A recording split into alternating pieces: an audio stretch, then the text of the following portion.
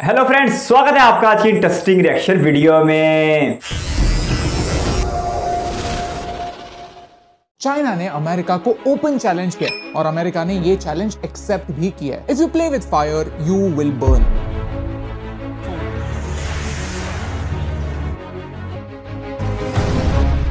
China के highways पर tanks घूम रहे हैं, ताइवान की ओर बढ़ रहे हैं, फाइटर जेट्स हर रोज ताइवान के एयर स्पेस में घुस रहे हैं। ऐसे समय जब अमेरिका के सीनियर लीडर्स ताइवान विजिट कर रहे हैं। So is this world war 3? China says it will fight to the very end to prevent Taiwan from being declared independent. Any foreign interference is doomed to failure. China और Taiwan में conflict क्यों है? इसमें US का क्या interest है और China को ताइवान को कंट्रोल करने से क्या फर्क पड़ता है? आज इस वीडियो में हम चाइना और ताइवान के बीच का कॉन्फ्लिक्ट समझेंगे, लेकिन एक आसान भाषा में। आई नो कि आपका टाइम वैल्यूएबल है, इसीलिए ये है सारे चैप्टर्स, लेकिन वीडियो काफी इंटरेस्टिंग है, तो प्लीज इसे एंड तक देखिए और अगर आपको इस वीडियो से वैल्यू मिलती है तो इसे अपने दोस्तों के साथ शेयर कीजिए। चैप्टर 1, चाइना की असली स्टोरी। जब हम चाइना की बात करते हैं तो इस देश का मैप आंखों के सामने आता है। ये है चाइना, दुनिया का दूसरा सबसे बड़ा देश। But you will be surprise, दुनिया में एक और ऐसा देश है जो खुद को असली चाइना कहता है, और वो है ताइवान। क्योंकि चाइना की एक नहीं दो सरकारें हैं। कंफ्यूजिंग लगता है? थोड़ी हिस्ट्री जानते हैं। इतिहास देखा जाए तो इस छोटे से आइलैंड को बहुत अलग अलग पार्टीज ने कंट्रोल किया। 17वीं सेंचुरी में डच लोगों ने, फिर कुछ समय बाद चाइना की चिंग डायनेस्टी ने, फिर जापान ने ताइवान को कंट्रोल किया। लेकिन रिसेंट समय में 1895 से लेकर वर्ल्ड वॉर 2 खत्म होने तक ताइवान जापान के कंट्रोल में था। आज भी ताइवान के कल्चर में जापानीज इन्फ्लुएंस है। सेकेंड वर्ल्ड वॉर में 2 लाख ताइवान के सोल्जर्स जापान के साइड से लड़े थे। 1945 के बाद वर्ल्ड ऑर्डर बदल गई और एक आइडियोलॉजिकल वॉर शुरू हो गई। एक साइड थी वेस्टर्न डेमोक्रेसीज और दूसरे साइड थी कम्युनिस्ट यूएसएसआर। जहां दुनिया का फोकस यूएसएसआर पर था, चाइना में अंदर से कम्युनिस्ट फोर्सेस माओ की लीडरशिप में स्ट्रॉन्ग बन रही थी। तब चाइना में रिपब्लिक ऑफ चाइना की सरकार। 1949 में चाइना में एक सिविल वॉर शुरू हो गई, जहां चाइनीज कम्युनिस्ट पार्टी जीत गई और चाइना की पुरानी गवर्नमेंट चाइना छोड़कर ताइवान शिफ्ट हो गई। आप ट्विटर पर ताइवान की किसी भी ऑफिशियल अकाउंट को उठाकर देखिए, वहां एंड में ROC लिखा होगा। इसका मतलब यह है कि वो ताइवान के साथ साथ ROC यानी रिपब्लिक ऑफ चाइना के भी रिप्रेजेंटेटिव हैं। 1928 से 1949 तक चाइना का फ्लैग वही फ्लैग था जो आज ताइवान यूज करता है। ये फ्लैग जो आप देखते हैं वो चाइना पर CCP के कंट्रोल को सिग्निफाई करता है। ये है कहानी 2 चाइना से। चैप्टर 2, कॉन्फ्लिक्ट का दी एंड। टेक्निकली स्पीकिंग PRC और ROC ने कभी भी पीस एग्रीमेंट साइन किया है ही नहीं, यानी इन 2 देशों के बीच वॉर कभी खत्म ही नहीं हुई, कॉन्फ्लिक्ट कभी रिजॉल्व हुआ ही नहीं। इसीलिए 2 पॉइंट ऑफ व्यू सामने आते हैं। ताइवान मानता है कि चाइना की असली गवर्नमेंट ताइवान में, जिसका हक सिर्फ इस छोटे आइलैंड पर नहीं पूरे चाइना पर है, और चाइना की कम्युनिस्ट पार्टी ने इलीगली चाइना को ऑक्यूपाई किया हुआ है। On the other hand China यानी PRC एक वन चाइना पॉलिसी अपनाता है। PRC कहता है कि ताइवान भी चाइना का ही हिस्सा है। अगर ये प्रॉब्लम बातों से सॉल्व नहीं हुआ, डिप्लोमेटिकली सॉल्व नहीं हुआ, तो चाइना ताइवान के अगेंस्ट एक्शन ले सकता है। उनके लिए ताइवान उनका internal matter. So is Taiwan a separate country or a part of China? It depends. Taiwan United Nations का हिस्सा नहीं है। दुनिया में सिर्फ ऐसे 15 देश है जो ताइवान को चाइना से अलग एक सेपरेट देश मानते हैं। मोस्टली ये सिर्फ छोटे छोटे देश हैं। इवन अमेरिका ऑफिशियली ताइवान को एक अलग देश नहीं मानता, लेकिन ताइवान एक मॉडर्न डेमोक्रेसी है, whereas चाइना नहीं। तो अमेरिका ताइवान का एक अनऑफिशियल एलाय बना हुआ है। यूएस के प्रेसिडेंट ने खुद कहा है कि अगर ताइवान पर अटैक होता है तो अमेरिका चुप नहीं बैठेगा। चैप्टर 3, ताइवान और यूक्रेन की सिचुएशन। कोल्ड वॉर के दौरान ताइवान वेस्ट का एक इंपॉर्टेंट एलाय था, लेकिन यूक्रेन भी तो दोस्त था। यूक्रेन का क्या हुआ? जब रशिया ने यूक्रेन को इन्वेड किया तो पूरी दुनिया की एक्सपेक्टेशन यही थी कि वेस्ट यानी अमेरिका और यूरोप यूक्रेन की मदद करेगा। लेकिन किसी भी वेस्टर्न देश ने इस वॉर में एक्टिवली पार्ट नहीं लिया। रीजंस कई सारे हैं, लेकिन एक इंपॉर्टेंट रीजन ये है कि रशिया के पास न्यूक्लियर वेपन्स है। अगर यूएस और रशिया एक दूसरे के साथ वॉर शुरू करते हैं तो ये पूरी दुनिया के लिए एक बैड न्यूज होगी, क्योंकि इसका मतलब होगा वर्ल्ड वॉर 3। जब 2 न्यूक्लियर पावर्स एक दूसरे से टकराते हैं तो इसका एस्टिमेट नहीं लगाया जा सकता कि वॉर कहां रुकेगी। यूक्रेन और रशिया की सिचुएशन ताइवान और चाइना की सिचुएशन से काफी मेल खाती है। रशिया की तरह ही चाइना भी एक न्यूक्लियर पावर है। यूक्रेन रशिया के मुकाबले एक छोटा देश है और ताइवान चाइना के मुकाबले एक छोटा देश। ये दोनों कॉन्फ्लिक्ट्स कई सालों से चले आ रहे हैं। हाँ, लेकिन एक मेजर डिफरेंस जरूर है। रशिया यूक्रेन से जुड़ा हुआ है, उनके बॉर्डर्स लैंड पर ही हैं, जहां ताइवान और चाइना के बीच ताइवान स्ट्रेट आती है। ये 130 किलोमीटर चौड़ी है, यानी अगर चाइना को ताइवान पर अटैक करना है तो उसके लिए बैटलशिप्स लगेंगी, एयर स्ट्राइक्स होंगी, जो और ज्यादा डिफिकल्ट होगा। आज वेस्ट मानता है कि वेस्ट ताइवान को प्रोटेक्ट कर पाएगा, लेकिन क्यों? डेमोक्रेसी का रखवाला होने के अलावा क्या कोई इकोनॉमिक रीजंस भी हैं? क्या अमेरिका के कुछ हिडन इंटरेस्ट हैं? बेशक। Chapter 4, money is power. China की पूरी इकोनॉमी दो चीजों पर चलती है, मैन्युफैक्चरिंग एंड एक्सपोर्ट्स। चाइना दुनिया की फैक्ट्री, आपके घर में ही देख लीजिए, ज्यादा से ज्यादा चीजें चाइनीज होंगी। चाइना इतनी सारी चीजें प्रोड्यूस करता है कि उनके ही दम पर चाइना 21वीं सदी की सुपर पावर बन सकता है। लेकिन एक प्रॉब्लम है जो चाइना का मैप देखने पर साफ साफ पता चलता है। चाइना को एक्सपोर्ट्स और एफिशिएंटली करने के लिए पैसिफिक ओशन में ओपनली एंट्री करनी होगी और उसका रास्ता जापान, फिलीपींस, बोर्नियो, सुमात्रा जैसे देश रोकते हैं। इन्हें फर्स्ट आइलैंड चेन कहा जाता है। लेकिन अब ताइवान को क्लोजली देखिए।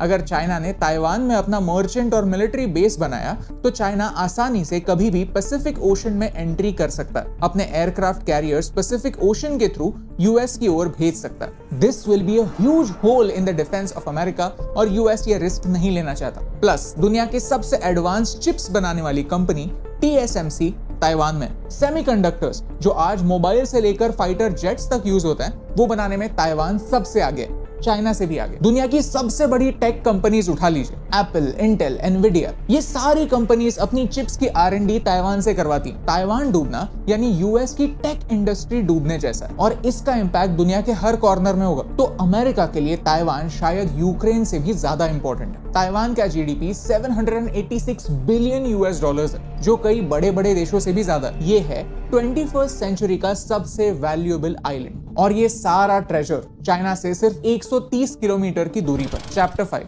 अब आगे। आज नैंसी पेलोसी ताइवान में है। पिछले 25 सालों में ताइवान विजिट करने वाली ये सबसे बड़ी अमेरिकन लीडर। उन्होंने खुद विजिट करके ये अश्योर किया है कि अमेरिका ताइवान को डेमोक्रेसी बरकरार रखने में हर तरह से सपोर्ट देगा। पेलोसी पहले से ही चाइना की काफी हार्श क्रिटिक है। उन्होंने तियानमेन स्क्वायर के इंसिडेंट्स को भी क्रिटिसाइज किया था। टेंशंस बढ़ रहे हैं और चाइना ने इस विजिट के बाद टारगेटेड मिलिट्री एक्शंस प्रॉमिस भी किए। तो अब क्या होगा? क्या वर्ल्ड वॉर 3 शुरू होगी? Only time can tell. लेकिन आज हमने जाना कि ताइवान की हिस्ट्री क्या है और अलग अलग पार्टीज के इंटरेस्ट क्या हैं। ऑफ कोर्स एक 5 मिनट का वीडियो इतना बड़ा कॉन्फ्लिक्ट समझने के लिए काफी नहीं है, so we will make more videos about this topic. लेकिन अगर आपको इस वीडियो से वैल्यू मिली, कुछ नया सीखने मिला, तो इसे अपने दोस्तों के साथ शेयर कीजिए। अगर आप जानना चाहते हैं कि भारत पर इस सिचुएशन का क्या इंपैक्ट होगा तो हमें कॉमेंट्स में बताइए। और अगर आपको ये जियोपॉलिटिक्स को आसान भाषा में कवर करने का हमारा अटेम्प्ट अच्छा लग रहा है तो हमें फीडबैक दीजिए। आज भारत कई इंपॉर्टेंट इवेंट्स के बीचों बीच खड़ा है। हमारे पड़ोसी देशों की इकोनॉमी फेल हो रही है। चाइना, रशिया और यूएसए एक वॉर लाइक सिचुएशन में। ये समय भारत के लिए एक गोल्डन पीरियड भी हो सकता है या फिर भारत को डिस्ट्रॉय भी कर सकता है। So always remember, in the world of geopolitics, there are no permanent friends. There are only temporary interests. और यही इंपॉर्टेंट बात आप तक पहुंचाने से मुझे फर्क पड़ता।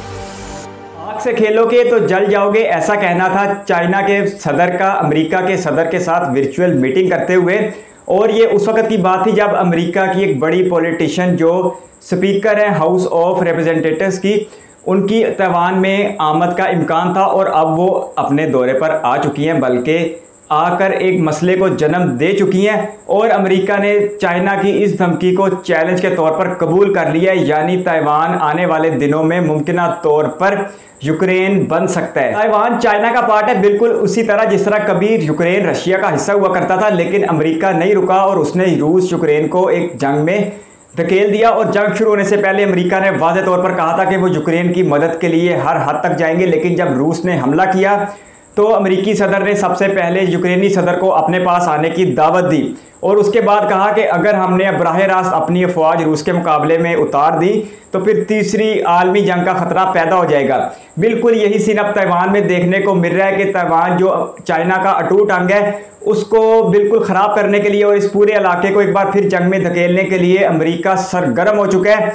और चाइना की वाज़ेह धमकी के बावजूद अमेरिका की जो स्पीकर ऑफ रिप्रेजेंटेटिव्स हैं पेलोसी, वो इधर पहुंची हैं और उन्होंने ताइवान में आला हुकाम के साथ मीटिंग्स की हैं। लेकिन इसके बहुत ख़तरनाक नताइज हमें नज़र आना शुरू हो गए हैं और चाइना की तरफ से यह धमकी अब अमली तौर पर जंग का नमूना पेश करने लगी है। चाहे रूस के खिलाफ यूक्रेन के पीछे अमेरिका खड़ा हो या चाइना के खिलाफ ताइवान के पीछे अमेरिका खड़ा हो, लेकिन यह बात सच है कि दोनों तरफ ये अमेरिका की जंग है, चाहे वो चाइना के साथ हो चाहे वो रूस के साथ हो। और ये जंग आने वाले वक्तों में एक बहुत ख़तरनाक सूरत हाल भी इख्तियार कर चुकी है।